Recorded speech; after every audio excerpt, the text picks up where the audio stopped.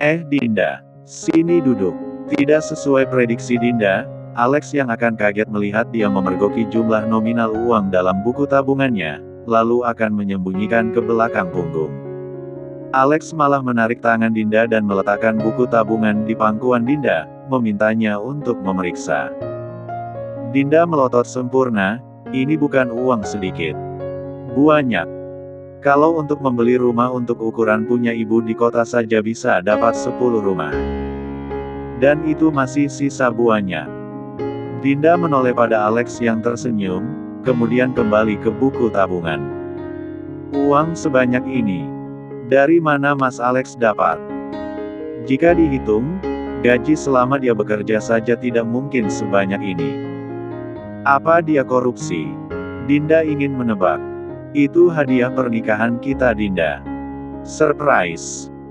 Dinda terbengong, banyak pertanyaan yang tiba-tiba muncul. Kalau Alex mempunyai uang sebanyak ini, kenapa pada saat lamaran dia hanya memberi uang 1 juta dan cincin 2 gram saja? Bahkan cincin itu masih melingkar di jarinya tanpa diganti cincin pernikahan yang lebih mewah.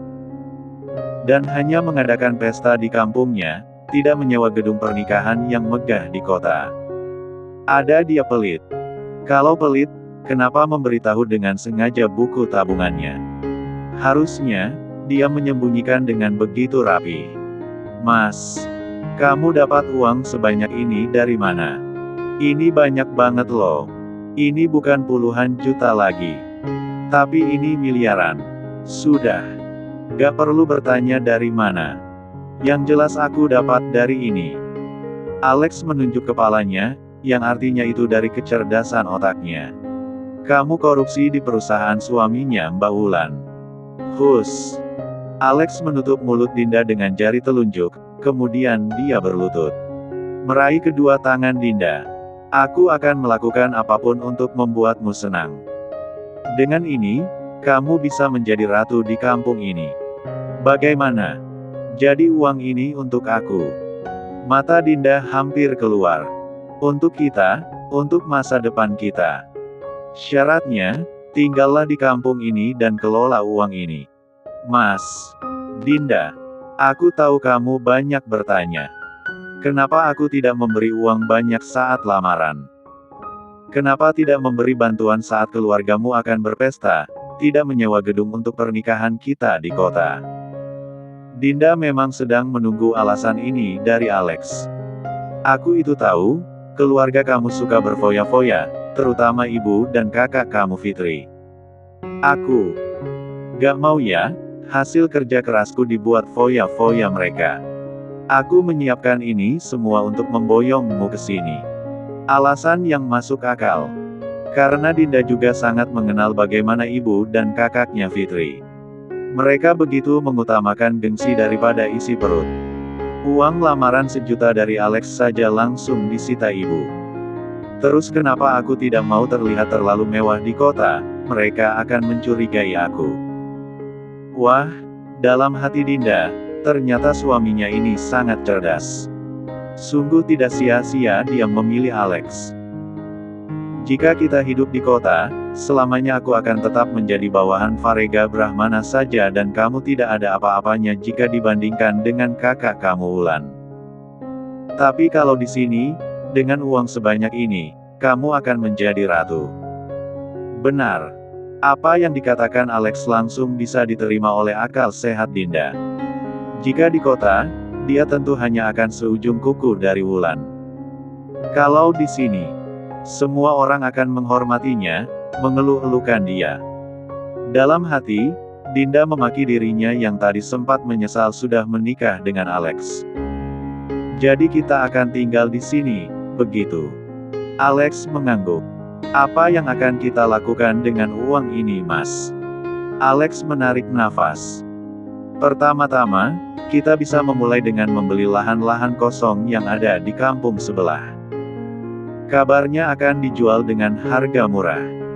Nah, kita bisa membangun perumahan. Kita bisa menyewakan dan atau menjualnya kembali. Secara perlahan, kita akan menjadi pengusaha bisnis properti seperti Farega Brahmana. Alex berkata penuh percaya diri. Sementara Dinda langsung membinar matanya. Wah, kita akan sekaya suami Wulan. Dinda antusias. Betul. Alex mencubit hidung Dinda. Pengusaha bisnis properti tampan di desa, dengan istri wanita cantik dari kota. Ini akan menjadi cerita yang sangat menggemparkan dunia. Dinda begitu senang, sudah melupakan langsung tentang uang itu berasal dari mana. Bodoh amat. Yang penting kaya. Yes. Dia sangat senang, menari-nari di atas ranjang. Jangan bilang siapa-siapa ya. Keluarga aku, atau keluarga kamu tentang uang ini. Dinda mengangguk setuju. Pelit itu perlu Dinda, kamu tahu nggak, orang mau kaya itu harus pelit. Ajaran Alex pada istrinya. Setuju mas. Jangan foya-foya sama orang, termasuk juga keluarga kan. Boleh ngasih keluarga, tapi diperhitungkan dulu. Kita kan lebih butuh. Buat jadi orang kaya. Pas, kompak, cocok bagaikan panci bertemu dengan tutupnya. Satu setel. Adalah sebutan yang pantas untuk sepasang suami istri ini. Keduanya tertawa senang. Sementara siang ini, keluarga Wulan sudah diantar pulang oleh orang suruhan Ega. Mereka pulang dengan membawa kelegaan. Ibu lega karena baik Wulan dan Ega sudah memaafkan kesalahannya. Tapi bukan berarti ibu sudah senang. Ibu masih saja terus menyesal dengan semua kesalahannya terhadap Wulan. Jika boleh meminta, dia ingin menebus kesalahannya dengan sisa umur yang dia miliki. Ketika pas pulang tadi, Wulan menyelipkan sebuah amplop ke tangannya. Ibu tidak mau, dia terus menolak. Mengepalkan erat-erat tangannya. Tidak perlu Wulan. Sungguh tidak perlu. Kalian sudah menanggung semua biaya kami selama di sini. Ibu sudah sangat berterima kasih. Bu, terima saja. Ibu kan perlu buat biaya berobat bapak juga. Saran dari Fitri. Dia sangat kesal ibunya sok-sok menolak. Padahal kan butuh. Utang bu, pikirin utang kita. Mata Fitri melotot seolah ingin berbicara. Jika tidak gengsi, ingin rasanya dia yang mengulurkan tangannya untuk menerima. Iya bu, ini cuma sedikit kok. Ini juga dari Mas Ega. Jangan khawatir. Ibu terus menggeleng. Wulan. Maaf kalian saja, sudah membuat ibu sangat senang. Kalau masalah bapak berobat, bukankah Ega sudah pernah mengajak berunding? Dia bukan munafik, tetapi dia sangat enggan dan malu. Ibu juga sudah berjanji, tidak ingin membuat repot Wulan lagi. Pada akhirnya bapak mengatakan, Wulan, kalau kami perlu nanti, kami bisa menghubungi kalian, begitu saja bagaimana? Oh, ya sudah kalau begitu. Akhirnya Wulan mengalah, melirik Fitri yang seperti langsung kecewa. Sampai di rumah, Fitri langsung mengomel di dalam kamar. Ibu sok-sok jual mahal di depan Wulan. Padahal kan dia lagi butuh uang. Dasar ibu. Farhan menul kepalanya. Itu namanya bukan jual mahal, tapi tahu diri. Ibu tahu diri. Gak kayak kamu. Sudah dikasih malah nawar. Sindir Farhan. Halah. Kayak kamu enggak saja. Fitri membalas tulan tangan Farhan tapi dengan bantal. Kemudian dia tersenyum, menatap kantong plastik hitam. Seenggaknya, aku dapat gaun yang sangat bagus. Semalam pas mau mengembalikan seluruh pakaian sewaan, Fitri merengek-rengek di depan Wulan untuk meminta pakaian yang ia kenakan. Alasannya, untuk kenang-kenangan. Kebetulan ada Ega dan mengiyakan saja. Ambil saja kalau mau, nanti aku bisa bicarakan dengan mereka. Fitri langsung sumringah. Ini juga ya Ega. Menunjuk sepatu kaca. Ega hanya mengangguk. Yang ini juga ya. Menunjuk tas. Mbak Fitri. Apaan sih? Wulan protes.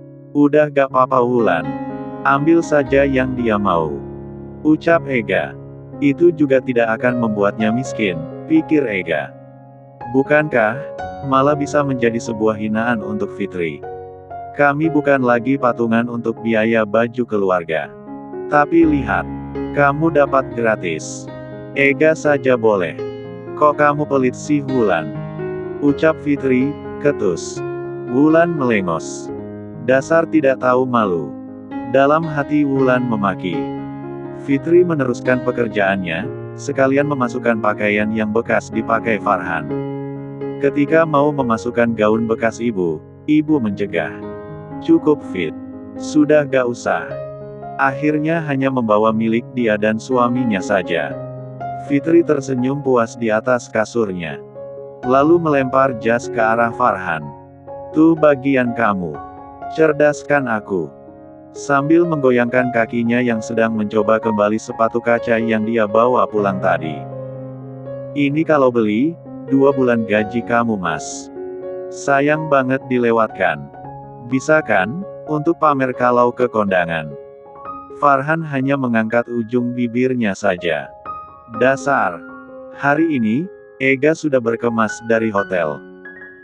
Riko sudah datang menjemput, tetapi kali ini Ega bukan untuk membawa Wulan ke apartemen, melainkan ke rumah yang sudah ada 1 bulan ini jarang ditengoknya. Jadi kita pulang ke rumah Mas Ega? Wulan bertanya di perjalanan. Ega mengangguk sambil memainkan ujung rambut Wulan. Rumah itu sudah lama sepi, sekarang sudah waktunya ramai dengan kehadiranmu. Terus pakaian kita yang di apartemen. Kita mampir ke sana dulu untuk mengambilnya ya. Tidak perlu Wulan, sesekali nanti kita juga akan tinggal di sana lagi. Wulan hanya hooh saja. Membayangkan tinggal di perumahan, itu membuat Wulan sangat senang. Dalam pikirannya, dia akan bebas di sana nanti. Bisa memasak sesuka hati, berbelanja sayuran di pasar, dan membuat banyak kue. Dia akan menjalani hari-hari selayaknya wanita pada umumnya. Tidak seperti saat tinggal di apartemen, Ega membatasi ruang gerak Wulan. Mencuci baju tidak boleh, masak juga hanya sesekali saja diizinkan. Belanja sayur, sudah ada yang mengantar. Wulan sumringah. Hari ini akan masak sangat banyak. Membayangkan rumah suaminya yang besar, dengan halaman depan yang cukup lebar dan memiliki halaman belakang yang luas. Dia sudah berpikir untuk menanam bunga-bunga yang indah. Sudah lama tidak ditempati, pasti sedikit kotor. Wulan akan menyapu halaman luas itu sambil menunggu tukang sayur lewat. Wah, kehidupan yang sempurna. Bisa menjalani hari-hari seperti biasa tapi tanpa ocehan dan hinaan lagi. Dia menoleh ke arah suaminya, memandangi suaminya yang hanya tersenyum padanya. Kemudian Wulan menaruh kepalanya di dada Ega. Hatinya penuh bahagia. Selama ini dia tidak mendapatkan kasih sayang dari keluarganya, tidak mendapatkan perhatian dan kepedulian. Bersama Ega, dia mendapatkan semuanya. Ega, seperti membayar lunas semua masa lalunya yang penuh kekurangan. Riko mulai memperlambat laju mobil. Wulan mengintip keluar kaca, dia bisa melihat gerbang besi berwarna hitam yang kokoh. Seorang penjaga berlari membukakan gerbang. Mobil Riko mulai memasuki gerbang dengan halaman yang begitu luas. Wulan tercengang. Jangan bilang kalau rumah Mas Ega. Baru saja Wulan ingin bertanya, mobil sudah berhenti dan pintu mobil sudah terbuka. Ayo. Ega sudah mengulurkan tangannya. Wulan menyambut dan melangkah menuruni mobil. Dia menatap beberapa pelayan pria dan wanita yang sudah berdiri menyambut mereka. Selamat datang Tuan, selamat datang Nyonya Besar. Selamat atas pernikahan kalian. Mereka melempar senyuman lebar dengan tubuh membungkuk memberi hormat. Wulan hanya mengulum senyum, tapi penuh kebingungan. Semua di luar bayangannya tadi. Halaman ini memang luas. Tapi ini terlalu luas. Bagaimana mau menanam bunga? Sedang bunga-bunga sudah berjejer rapi di sana. Tidak terhitung jumlahnya. Ini bukan perumahan, tapi istana. Mas, ini. Ayo masuk. Ega sudah mengambil tangannya dan membawanya melangkah. Pintu di hadapannya sudah terbuka lebar, dengan para pelayan wanita dan juga pria. Selamat datang di rumah kembali Tuan. Seorang pria separuh baya namun terlihat gagah dengan jas berdiri paling depan, menyapa Ega dengan hormat. Ega hanya mengangguk, kemudian menoleh pada Wulan. Dia Pak Gan, kepala pelayan di rumah ini. Dia yang mengatur semua keperluan rumah ini dan mengatur para pelayan. Selamat datang Nyonya Besar.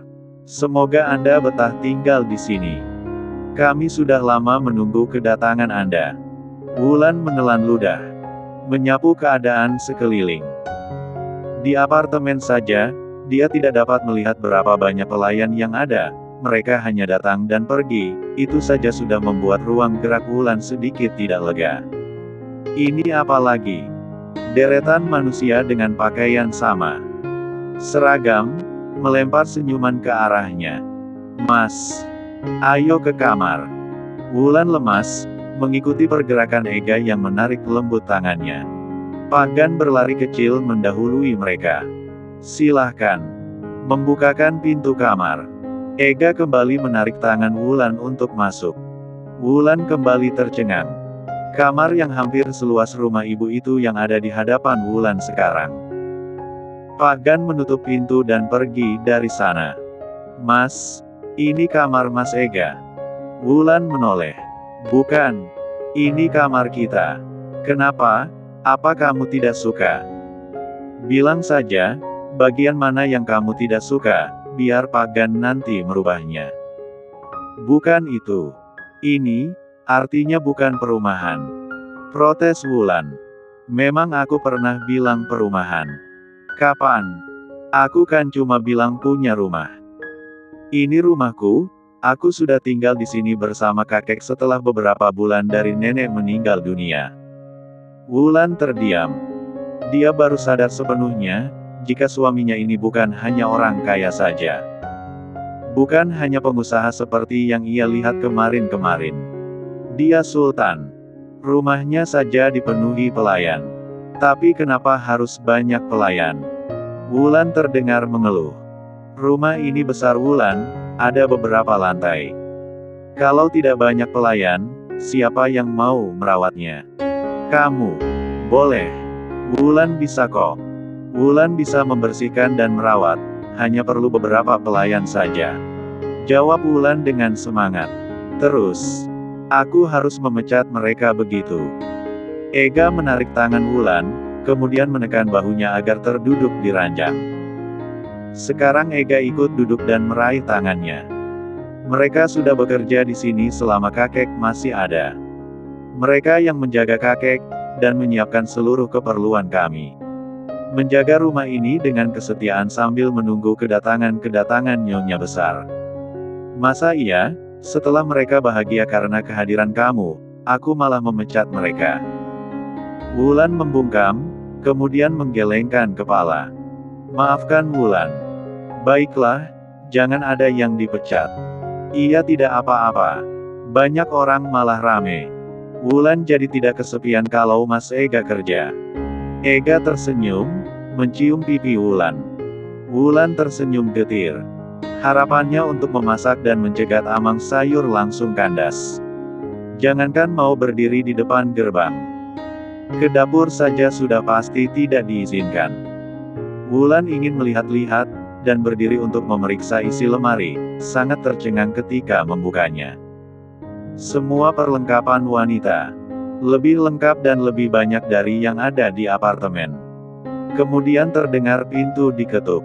Ega menjawab untuk masuk saja. Pak Gan muncul dari balik pintu, seorang pelayan menyusul dari belakang, meletakkan minuman dan cemilan. Kemudian menarik diri ke belakang Pak Gan lagi. Tuan, Anda ingin makan malam di meja, atau di kamar saja? Pak Gan bertanya kepada Ega. Di meja saja. Baik.